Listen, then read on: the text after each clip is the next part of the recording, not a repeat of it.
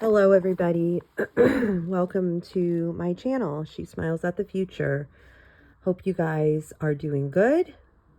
I hope you guys are enjoying the book I'm reading with you. A Trip into the Supernatural, the personal story of the author of Incredible Answers to Prayer, Roger Morneau. Okay. So let's just jump right into it. We are on chapter 4, Worship Room of the Gods. If you haven't listened to the first 3 chapters, I highly recommend you go back and listen to the first 3 chapters. You will not regret it. This has been a very interesting book so far. Okay. During Roland's and my 3rd visit to a demon worshippers assembly, George informed us that the Satanist priest would be present. Having just returned from a trip to the States, he felt quite sure that that priest would look favorably upon us and undoubtedly would have us visit the worship room of the gods. When we came in, we were introduced to a couple of persons who we had not met before, then began to chat with a few people who came to wish us a good evening. Shortly afterward, the priest entered. Shaking people's hands and speaking in a few words to them, he slowly moved in our direction. When he reached us, George said, "Reverend, I would like you to meet a couple of fine gentlemen." We conversed with him for a while, during which he surprised us both by some of the things that he said. For instance, when George commented that we had been in the Merchant Navy, the priest mentioned the names of the ships that we had been on, plus a couple of details known to no one else. I must admit that it made quite an impression on us. He then excused himself, as he did, stated that he would appreciate having a short talk with us sometime during the evening. Not only his words, but his very presence reflected an air of mysterious secrecy. He had piercing eyes, a bald head, and a deep, low voice, which he accompanied by an occasional chuckle as he talked. His physical size alone overwhelmed one. I would say that he was an equal in size to the late General Charles de Gaulle, who I have no idea who that is. After quite a lengthy testimonial session to the gods, the priest again joined us in friendly conversation. He informed us that the spirits had acquainted him with much concerning us and had manifested their desire to benefit our lives by bestowing great gifts upon us. When most of the people had left, he invited us to visit the worship room of the gods. For you to understand better how startling and almost shocking the revelations were that I would soon receive, I must describe the mental image my Catholic upbringing had established in my mind about the devil and his fallen angels.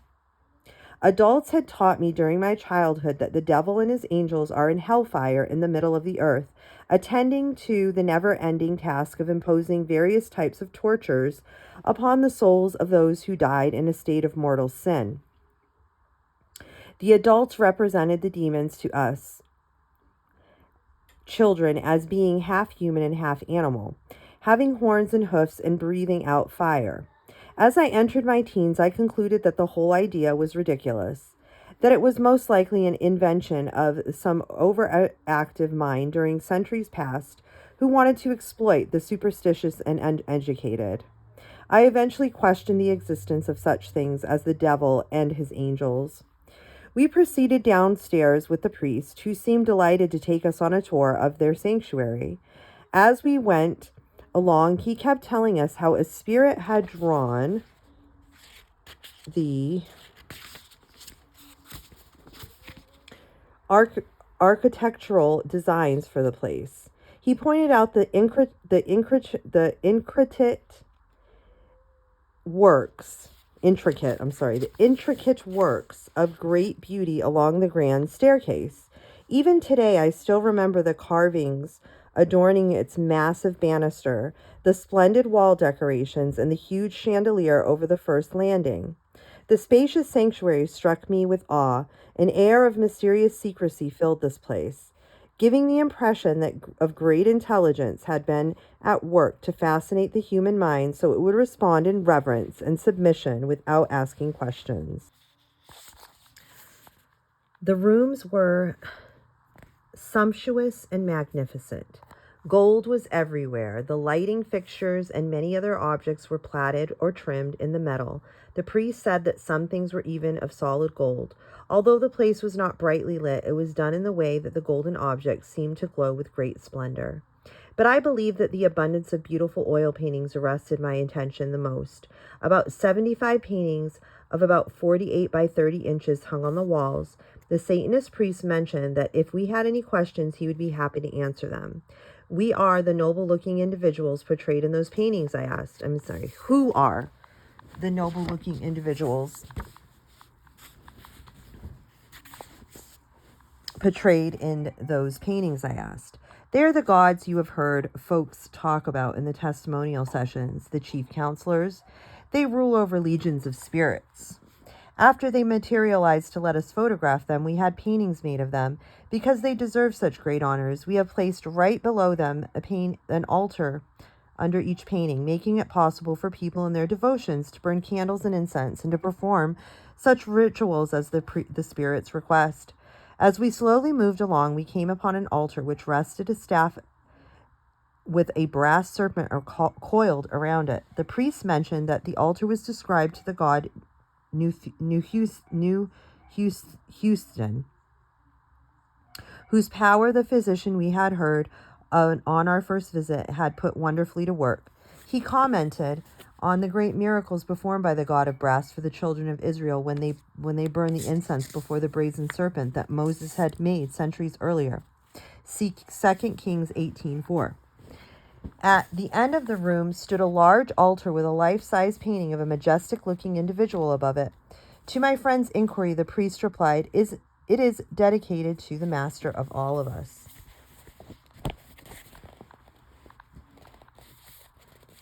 "What do you call him?" I asked. His face took on an expression of pride. "God with us." Today, as I recall that painting, having many times admired it, I must say that the individual portrayed had features that reflected a superior intellect. He had a high forehead, piercing eyes, and a posture that gave one the impression of his being a person of action, possessing great dignity. The priest's answer was not what I had expected, and it was not really clear. Surely he could not be referring to Christ Jesus. No, it could not be. But could it be? "Do you mean to say that this painting is a true image of Satan?" I managed to say at last. "Yes, it is, and you probably wonder where the hideous animal-like characteristics have gone." Chuckling, he added, "Pardon me for laughing a bit. Please believe me, I am not laughing at you, gentlemen, over your bewildered state of mind. In reality, I'm delighted and amused at the thought that the demon spirits have done so clever in concealing their true identity, that even in this age of scientific advancement and great learning, a vast majority of Christians still believe in that horn and hoof theory." Then his facial expression changed to reflect an air of deep concern as he said, "It is most solemnly important today that the up-and-coming generation be led to believe that the Master and his spirits associates do not really exist. Only in this way will they be able to rule the inhabitants of this planet successfully for the decades just before us." An expression of confidence crossed his face. Nothing so intrigues the spirits as to devise ways to make humans into members of Satan's coming kingdom. While we were looking at the various altars and paintings, the high priest explained that demon spirits are in reality specialists in various fields of activity. Having a background of experience measured in millenniums, they are engaged in a fierce conflict for the control of men's minds, a conflict against the forces from above. When Roland wondered why the spirits were spending so much effort to deceive humanity, the priest stated that every one they could make to disqualify him from being a member of Christ's kingdom automatically became a member of Satan's great kingdom, and that he would be before long established on earth. Those who went down into the grave under Satan's leading, he would someday restore to life. Christ and his followers, he said, intended to end the intense struggle between the two great forces by raining fire from heaven upon Satan's followers. But it would not hurt them, because demon spirits could now control fire. So it had no power to burn human beings. And he added that if I doubted what he was saying, I could go to India or any other areas of the world that had perfected black magic to a science, and I would behold the walkers stepping across a bed of coals without so much as a singeing of a hair on their legs. As we left the worship room, I stated that I felt quite confused about Satan and his angels. My Catholic upbringing had taught me that Satan and his angels were in hellfire, with the souls of the people who had died in a state of mortal sin. What was the truth? The Satanist priest agreed to take time to give us what he called a true picture of things. Gentlemen, I realize that your visit to our worship room has raised questions in your minds. First, let me tell you that we, the members of our secret society here in Montreal, are the elite of spirit worshippers. When the struggle between the forces from above and those of our great master comes to an end and he permanently establishes his kingdom on the planet, we will receive high positions of authority and honor. We will be richly rewarded for having sided with what now appears to be the underdog, if you get what I mean. Millenniums ago, our great master had the jurisdiction over countless numbers of beings in a vast universe. He became misunderstood, and he was forced to flee from his dominion among the other spirits, along with the other spirits who sympathized with him. The inhabitants of this planet welcomed our master kindly, but as a result of his superior intellect, he became the rightful possessor of the planet by causing the original owners to forfeit their right to it by believing something that he said was in reality factual. Some people may call this deception, but he was merely following the law of self-survival, a natural instinct in all great leaders. When it became known that his rival, Christ, would come to earth after assuming the nature of a man to attract humanity to himself, our master and his chief counselors decided to follow a strategy similar to the one that originally had enabled them to acquire their new dominion. This planned course of action would require all demon spirits to carefully counsel humans to live in a way that would disqualify themselves from becoming members of Christ's kingdom. The spirits would encourage people to listen to their feelings instead of the word of Christ and his prophets. And in no surer way could the spirits obtain control of people's lives without the individuals realizing what was happening. The spirits would suggest all kinds of erroneous doctrines and ideas, and humanity would readily accept them because they felt strongly about them. The high priest, his face radiating in fascination with what he had just told us, asked for permission to take a few additional minutes of our time to illustrate what he had talked about. When we assured him of our deep interest, of our desire to know more about the activities of the spirits, he continued. If you recall, gentlemen, Solomon, the king of Israel, had been gifted with great wisdom and had attracted the attention of a number of powerful rulers. At the same time, our great master became concerned over Solomon's getting all the attention and decided that he should make a supreme effort to control the entire world. Up to then, he had succeeded in establishing idolatry in every part of the nation of Israel. So it was decided that certain spirit counselors should first cause Solomon to think highly of himself. Second, they should lead him to feel strongly that it would be in the best interest of his nation to form alliances with the surrounding nations, even though many of his advisors would urge him not to do so. Our master's plan was a huge success. When the day came that by Solomon's example Israel worshipped Ashtaroth, the goddess of the Zidonians, Chemoshush, the god of the Moabites, and Milcom, the god of the children of Ammon. 1 Kings 11:33. When the people prostrated themselves before idols representing demon spirits, our master felt that his triumph was complete. He had reached his great objective. The whole world was in reality at his command. Gentlemen, I believe that by now you realize that the master's great wisdom and cleverness in concealing his true identity. It assures his dedicated agents that their diligence will be rewarded someday when they see the generations of earth standing before them in humble obedience, acknowledging that their master is in reality a great God. The great master, he continued, leaves nothing to chance. With well-matured plans and great care, he lays his snares to captivate the minds of millions of the wisest mortals, and thus secure their allegiance both in the present life and for eternity. Vibrant with enthusiasm for Satan's cause, the man proceeded to tell us all about what he called the most awesome assembly of spirit beings ever to converge in one place on the face of this planet. Well, this is a long chapter. At the beginning of the 18th century, he said, Satan and his spirit counselors held a great general council to prepare for the industrial age that would soon break upon the world. Satan foresaw that an age of scientific discovery and intellectual enlightenment would immediately follow upon its heels. It would usher in the end times, the close of the struggle between the forces of good and evil. Since Satan had been studying the prophecies of the Bible, he understood the meaning of Daniel 12:4, that described the time of the end, how many shall run to and fro, and how knowledge would be increased. He recognized it as an ideal time to separate humans from their Creator, thus leading earth's multitudes to perdition. It offered a sure way to build up his coming kingdom to such an extent that few people would be left to leave this planet when Christ comes for them in a secret rapture at the close of the Christian era. And an aside, in an aside, the priest boasted that Christ would not really return to earth in power and glory, but would abdicate all claims to the planet, knowing that it was legally and rightfully Satan's.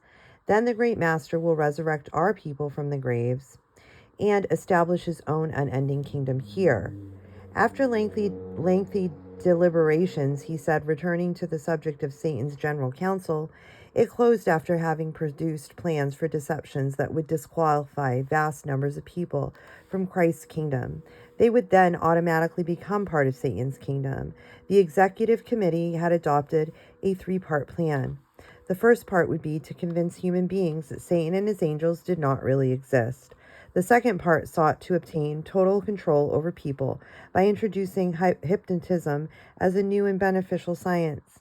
Men of great learning, the priest explained, would, under the direction of friendly spirits, perpetuate the doctrine of the immortal soul by causing people under their hypnotic spell to supposedly regress in time to former lives. Such individuals would vividly describe historical events that they otherwise knew nothing about when not in a trance. And to add power to the deception, the spiritist priest continued, at times the spirits would cause the hypnotized person to speak fluently a foreign language he or she did not previously know. This would help Satan de-Christianize the Western world through the avenue of mysticism. The third part of Satan's plan would destroy the Bible without actually doing away with it. Satan would drive the thought of God out of the minds of millions through the theory of evolution.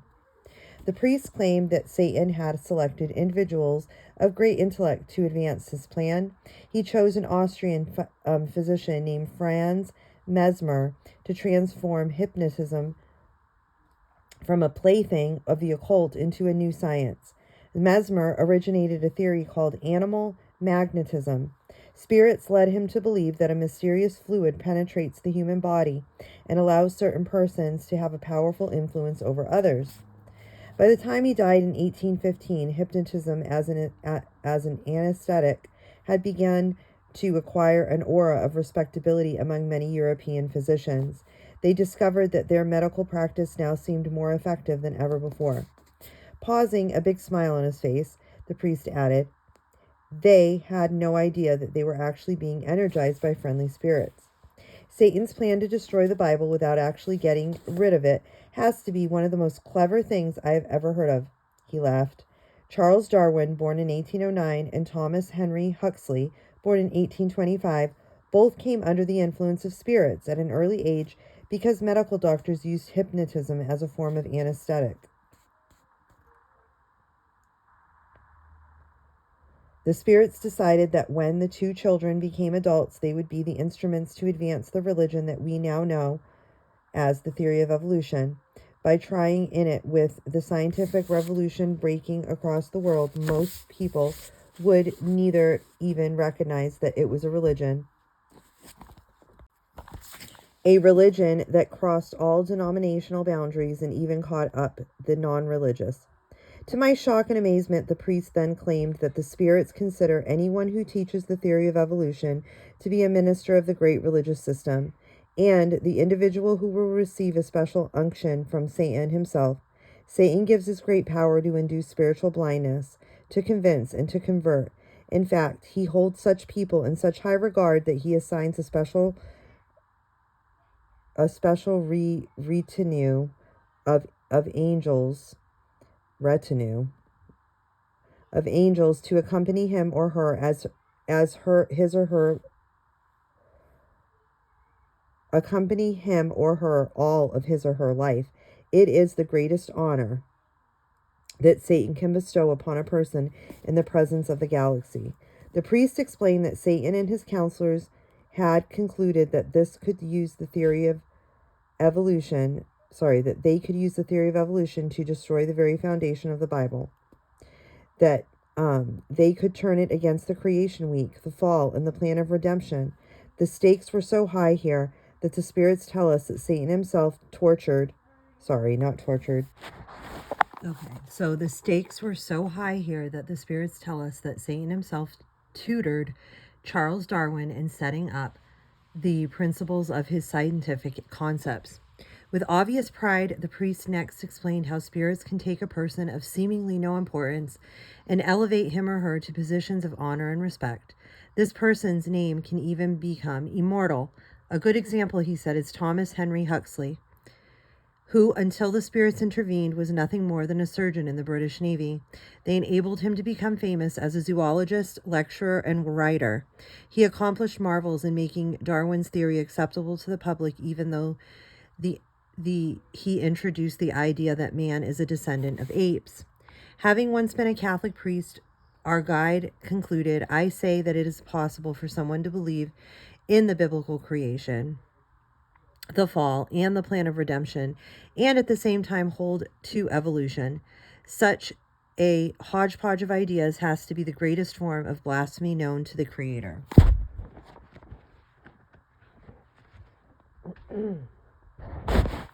By the way, I should mention that the Society of Spiritists never referred to God as such, but always to the Creator. They spoke only of Satan and his angels as gods. By now, something puzzled me. How in the world can anyone consider evolution as a religious doctrine? I asked. Everybody knows it's just a theory, something assumed because it seems the best way of explaining how life apparently originated on Earth. The man's eyes gleamed with additional excitement as he replied, a religious doctrine is anything that brings a person closer to God, to his God. It may be a concept, an activity, or even something that may appear totally unrelated to religion, but if it serves to promote the ideals of Satan, the great God of this world, it is indeed a religious doctrine in the fullest sense of the word. In fact, I got this definition directly from a spirit counselor. After I accepted Jesus as my Savior, I began studying the Bible to see how a belief in evolution might disqualify a person from God's kingdom. I began to understand why as I considered Jesus' words about blasphemy against the Holy Spirit. See Matthew 12:31 and 32. You see, when someone declares that he or she can no longer believe in God's creation, that we can take the concept of the fall of the human race seriously, and that human beings are little more than highly evolved animals, then that individual is in a very real sense accusing the Holy Spirit of being a lying spirit. Since the Bible was written under the direct inspiration of the Holy Spirit, he or she charging that the Spirit is untrustworthy. After we conversed a short while longer with the Spiritist leader, he asked, do you have any more questions that you would like to answered? While we had been looking at the paintings, I had observed that Satan's altar seemed to be a solid marble, approximately 9 feet in length, 36 inches in height, and about 30 inches wide. The master's altar appeared to be one of the solid black. I observed, how do you get so heavy an object down here? The priest smiled, or down there, the priest smiled. You are very observant, Mr. Monroe. I'm sorry, not Monroe, Morneau. Or could it be that the master has impressed that observation on your mind so he can reveal to you his great power? By the way, young men, one of the spirit counselors has told me that the master has a very special purpose for the lives of both of you. So let me tell you of the spirit's power. But first, do you mind if I light a cigar? We were at the time sitting on sofas by a picture window that gave us a beautiful view of the city bathed in a sea of light. I got the impression that the priest greatly enjoyed telling us about the main interest of his life, the activities of the demon spirits, and we had the time to listen. The master's altar was brought to its present location in the same manner and by the same power that Druid priests employed to erect the Stonehenge structures. Spirit power, or in other words, the process of levitation. The spirits have revealed to me the great accomplishments of the Druid priests among the ancient Celts in France, England, and Ireland more than 28 centuries ago. I was shown that at the hours of noon and midnight during the full moon, the Druid levitated blocks of gray sandstone weighing as much as 28 tons into precise position to erect their places of worship. He then took a couple of puffs on his Churchill cigar, sat back, and continued.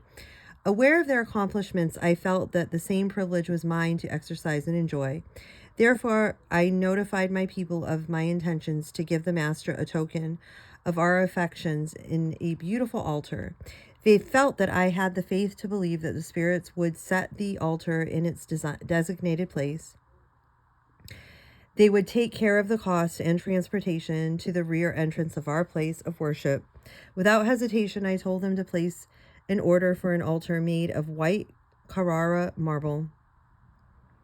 Nothing is too good for the master. I know my experience that the spirit's power has no limit when it comes to working for those who believe in the word of the master. And they greatly rewarded my faith when during our midnight devotional service, the gods levitated the marble altar into its altar to its recent location. By the way, gentlemen, you have been greatly honored this evening, although you may not be aware of it. As we stood by the master's altar looking at this beautiful painting, which is in reality but a faint expression of his beauty and glory, the master appeared to me and stood by the far end of the altar for about 3 minutes, listening to us talk. That is why I suggested that we bow in the manner that we did. Your complying with my request brought, I could tell you, great joy to the master's heart. It may interest you to know that we have not been aware of the master's presence in our midst for almost 3 months. As a result of the fact that the United Nations have been fashioning peace plans, that is requiring the master's undivided attention, a work that he dares not commit to anyone else. Peace on earth is not in the best interest of his kingdom, so he has the mammoth task of delegating to his legions of the spirit agents that what they must do to perplex and keep personal feelings running high among humanity's leaders. The problems the spirits raise will have these leaders always searching for solutions so that they won't have time to get together. Of all that I have heard, one point stood out above everything else, the statement that Satan's paintings but faintly expresses his beauty and glory. I decided to bring the subject up again, using the terminology that I thought correct at the time. I asked Reverend, would you clarify something you said to me? I'm sure I have not grasped fully what you meant. I then repeated it and waited for his reply. Yes, friends, the painting of the master but dimly reveals him. When a spirit materializes, it usually hides the beauty and glory that it possesses in its natural state of being. If a spirit would make itself visible to us right now without shielding us from the brightness, we could not look upon it without hurting our eyes. For instance, while on my recent vacation in the USA,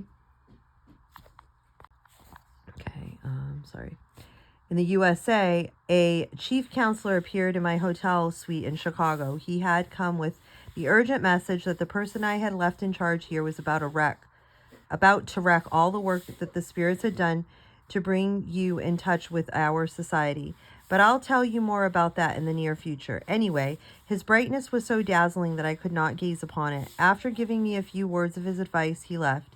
but the shock of that light left me partially blinded for about 30 minutes. A few minutes later, I tried to dial a call, but couldn't make out the numbers on the phone. I had to ask the operator for assistance. We conversed a little longer with the priest, who filled us in on many points regarding demon worship. Then, before we left that evening, he swore us to secrecy concerning what we had seen and heard.